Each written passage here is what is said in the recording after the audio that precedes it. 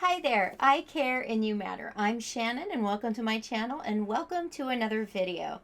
Today I'm going to talk a little bit about a writer's retreat that my husband and I took a couple weeks back. And we piggybacked it on a quick visit to our son Nate, who lives about 3.5, 4 hours away. And that I'm going to get to that in a second. But for Jason, it was more of a creativity retreat, right? He's coming up with ideas, trying to look for sparks and seeds for stories and creative projects.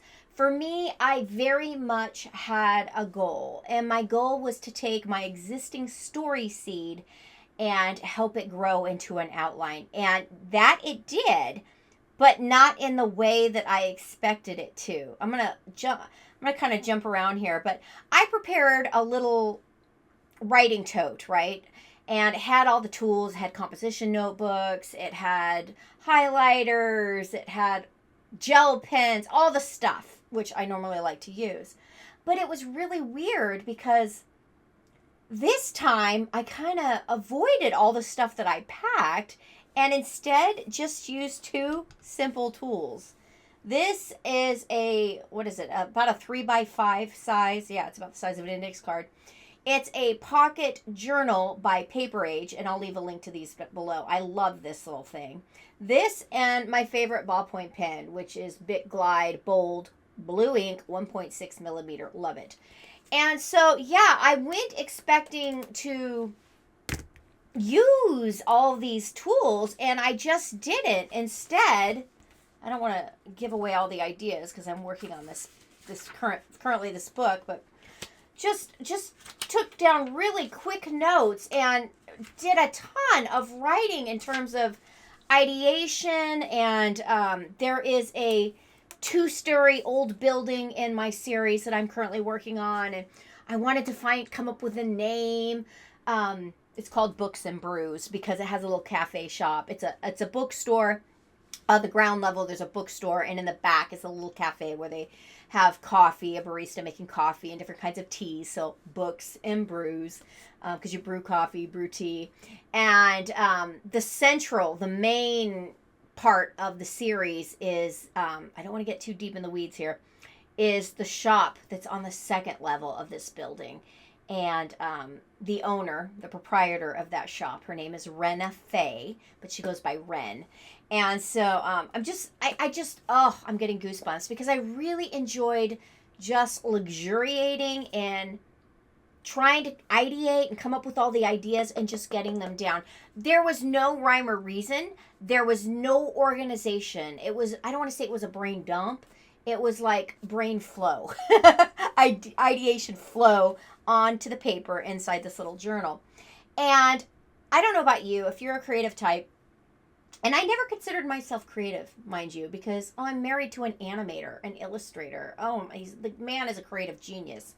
So in comparison, I always felt like I was lacking.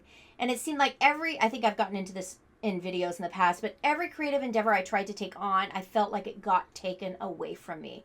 Whether it was because of lack of finances from my parents when I was a little girl, whether it was lack of support from my parents who actually put me down. Oh, it was horrible when I look back at that. But just lack of support, lack of encouragement. And we're talking about little kid, right? Little elementary school, 2nd, 3rd, 4th, 5th grade, and it went on. Or physical. I came down with psoriatic arthritis when I was 22. And so, yeah, had to stop sewing, had to stop crocheting, had to stop drawing, yada. So I'm like bound and determined that, yeah, I can be creative and I can write because, like I said in previous videos, I am a writer. That's my day job, but I'm a curriculum writer, which is more expository writing. And I'm creative in terms of coming up with fun activities and such, and weaving insights and object lessons into curriculum, but it's not, I'm given the content that I have to cover, and then I get to be creative in how I do it. But this is the first time that I'm really trying to just be creative for creativity's sake. And so, yeah, we devoted this trip to not just seeing Nate, but to my writing and Jason's creativity. And so while I'm chit-chatting, I'm going to put some pictures and B-roll and all the fun stuff from this trip while I'm talking. And first of all, we drove. We could fly. It would be a nice, easy, quick trip. But one, it's pretty expensive because it would be three of us. Because two, we have to take Mark. Mark is our other son. He's 19, but can't be left home alone overnight. So he has special needs. So he came with us. And so driving is just the way to go.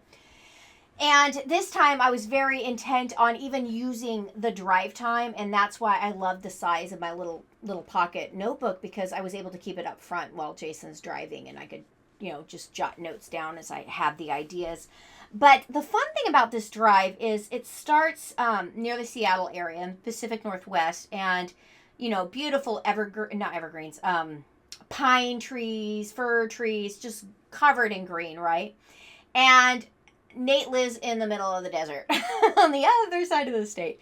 And so we had to not only cross the Cascade Mountain Range, which is beautiful, but you go from, gorgeous green scenery to desert, literally desert. And so, yeah, it's certainly an interesting drive, but it is a long one. But this particular trip was even longer because what usually takes 3.5, 4 hours, and that is without stopping for a meal, mind you, because one, it saves money not to stop, but two, it saves time. So when we're talking 3.5, 4 hours, that is, on the road the entire time. The only stops we make is maybe a 5 to 10 minute stop at a rest stop to use the restrooms, the facilities. But yeah, it's a long drive. But this time was even longer. What should have taken 3.5, 4 hours took over 5 hours.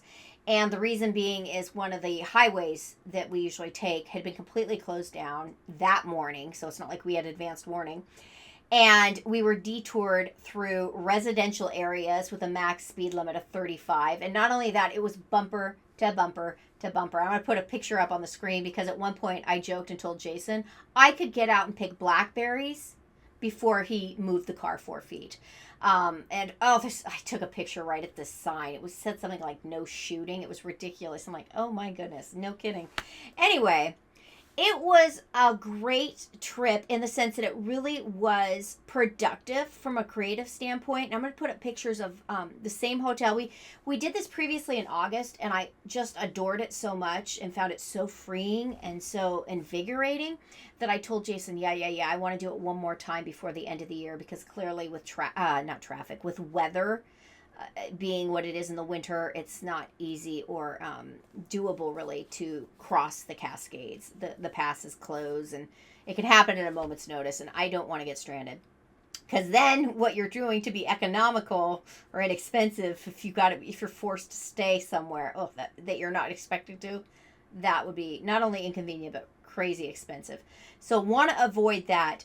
But we wanted to get this other trip in at the same hotel because, one, it was great. They have accessible rooms, which made it easier for Mark, who has severe Ehlers-Danlos syndrome, but also easier for me with psoriatic arthritis. I can walk fine. My gait, my walking hasn't been affected in years because of the new medication I'm on. I take Otezla, if you're curious. That's the DMARD that I've been taking for 10 plus years now. DMARD stands for Disease Modifying Anti-Rheumatic Drug. So that is the only DMARD I'm on. But since I've been taking that, my gait, my ability to walk has been very, very good, very, very stable. There's only been a few times that I've had to use my cane, which I keep hidden in the closet because I don't like to see it. I don't like the reminder. But I'm also not an idiot because, well, I've given canes away before. I thought, I never need this again. And then lo and behold, something happens. I have to stop my meds or whatever, and I need my cane again. But gratefully, knock on wood, I haven't needed it. But my hands are still greatly affected. And so I appreciate how I may look fine when I go up to to check in at the hotel, but I'm not. I still need accessible rooms, and so I have my permanent disabled card that I can show. But anyway, long story short, kind of went on a little catwalk there. Sorry, guys. I love this hotel because it is accessible, and I like their accessible rooms. And so the other aspects I love about this hotel is not only do they have a nice little table set up in the hotel room. I can't remember if I took a picture of that or not. If I did, I'll put it up on the screen. But they have what they call a business center. And I just love it because to me and Jason, it feels and looks more like a library. And it's dark wood. There's books organized, and they rotate the books out, and the lighting. It's just an area that's just ripe and ideal for sitting and just, ruminating on ideas.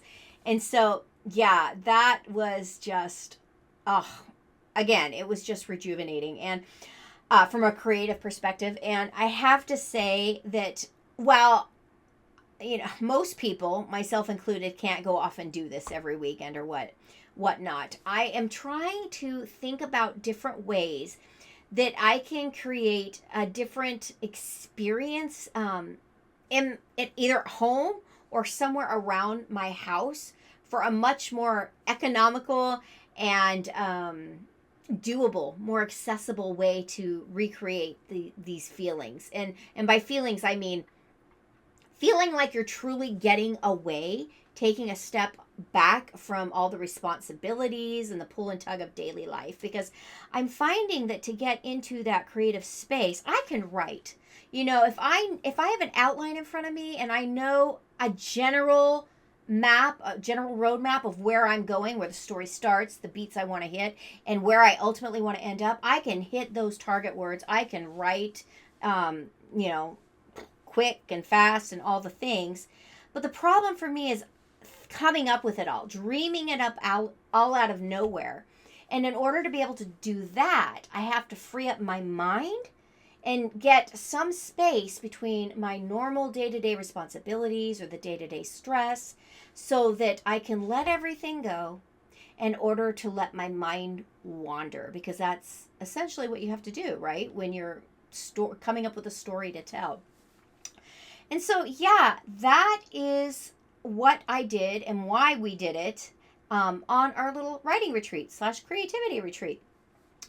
But I'm excited because now that retreat was very, very successful, now that I got my little book filled, now I have my outline. And today, when I'm recording this, it's the beginning of November. So I'm excited about, obviously there's no NaNoWriMo anymore. And I'm not going to talk about that here. If you're curious, you can do a search on YouTube.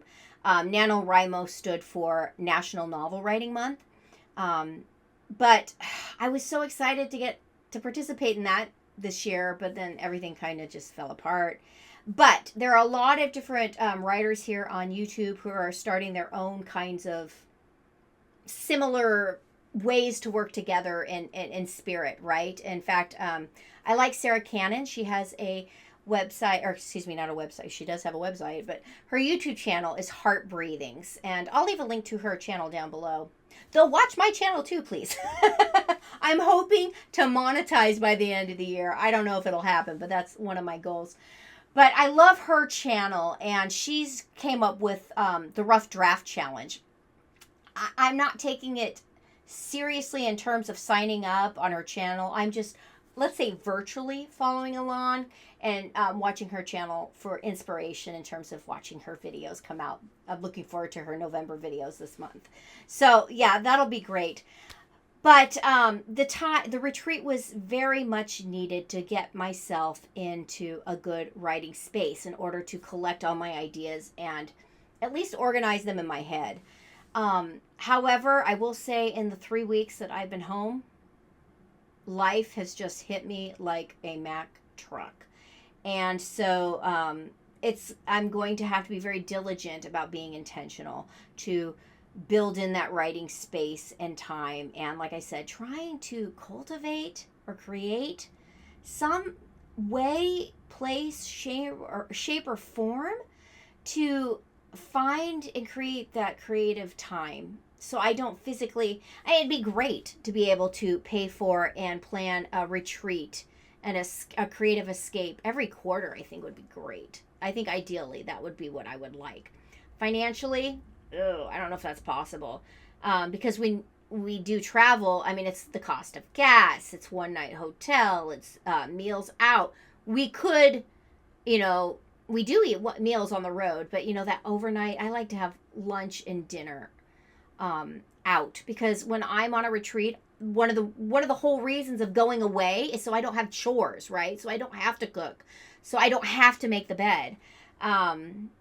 Yeah, but that's what I'm going to be working on. And let me know in the comments if you want to see a video about what I come up with, because even if you're not a writer, I think it benefits all of us to have just a sacred space. Let's put it that way. A sacred space where the stress of daily life and all the responsibilities are kept at bay, right? I think that's just good for mental health. I am not big into, pampering self-care. I don't color my hair. I don't wear makeup. No judgment. It's just not me, right? I short nails. I don't even get my nails done. But what I do need to do is prioritize my peace. And the way I prioritize my peace personally is by valuing and being intentional and respecting personal projects, creative expression.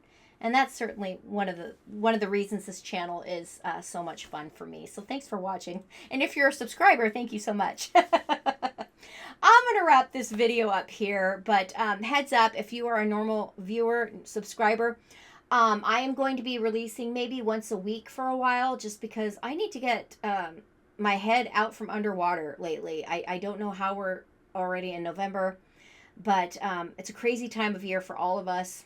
But I hope that the videos that I do put out you enjoy, and do know that you can count on me. I will be back. That is for sure.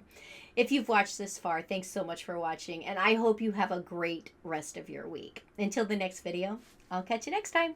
Bye-bye.